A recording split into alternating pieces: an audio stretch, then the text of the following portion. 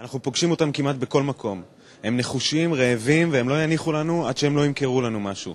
בסקר שנערך לאחרונה אמרו 34% מהנשאלים שאיש המחירות הממוצע נתפס כשקרן, נוכל, רמאי וחלקלק. אנשי המחירות של ישראל זוכים היום לכנס ראשון מיוחד בשבילהם. אחת המטרות של הכנס הזה היא לשנות את התדמית הבעייתית. זו בעצם הפעם הראשונה שכנס מחירות נערך בארץ. למה הרגשת שיש צורך לעשות דבר כזה?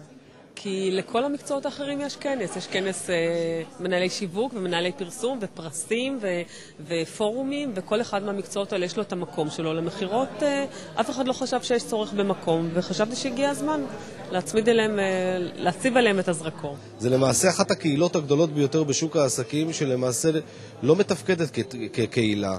למעשה היא לא מאוגדת בשום מקום, אין לה פורומים. אתם רואים פה למעשה פורום ראשון, למיטב ידיעתי הראשון בעולם, שדן בנושאי מחירות אך ורק.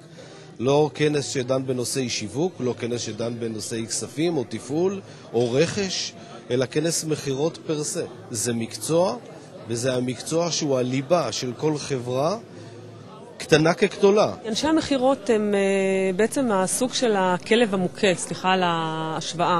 הם מוכים גם מתוך הארגון על ידי מחלקות השירות והשיווק והכספים, על זה שהם מבטיחים הבטחות ללקוחות, ואחרי זה צריך לעבור ולקיים את כל מה שהם הבטיחו מצד אחד. הם גם סובלים מתדמית מאוד נמוכה בקרב הצרכנים. כל הזמן הם צריכים להוכיח שהם לא שקרנים ולא רמאים, וסך הכל הם רוצים בעצם לבוא הביתה ולקיים את עצמם בכבוד כמו כל מקצוע אחר. וחשבנו שהגיע הזמן באמת לשים את המקצוע זה במקום שראוי לו. אני לא יודעת אם אתה מודע לזה, אבל יש תואר בשיווק ויש תואר במימון. יש גם תואר בשירות, אם אני לא טועה. בארץ אין תואר במחירות. עולם האקדמיה למעשה מתנכר למקצוע הזה. אגב, בעולם יש תואר במחירות, תואר ראשון, ואנחנו בעצם, אולי הבשורה הגדולה שלנו, זה מלבד הפורום המקצועי ומקום, וככה באמת מקום להתראות למנהלי מחירות, גם לתת את ההתחלה, את הדרך, את הצעד הראשון לקראת תואר אקדמי. בסקר שערכתם לאחרונה הסתבר שהמון אנשים, 34%, מאמינים שאיש המחירות הוא לרוב שקרן, פטפטן, נודניק ורמאי.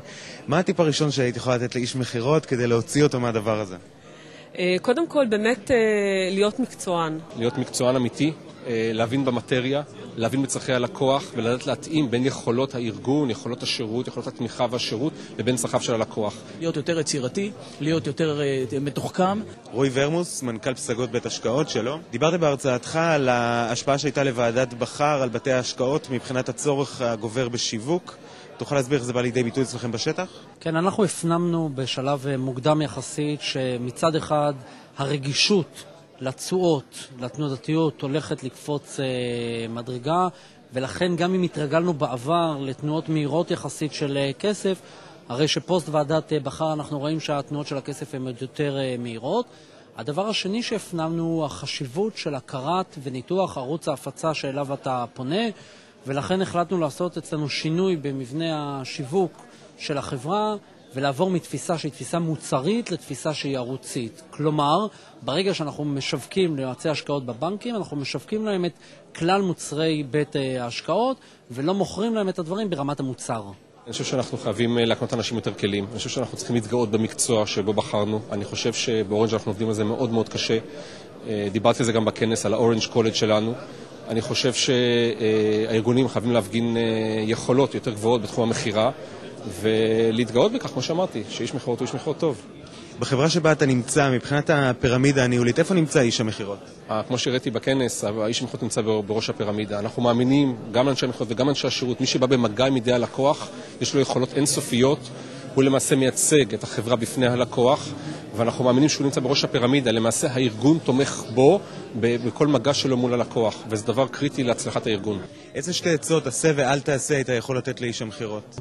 אני חושב שהעבודה מהלב מצד אחד, ומערכים ומאמונה ומהשליחות לחברה. האחד, להיות אמין, להיות שקוף ולהיות מקצוען. והדבר השני, אם אתה לא יודע, תגיד, אני לא יודע, אני אבדוק ואני אחזור.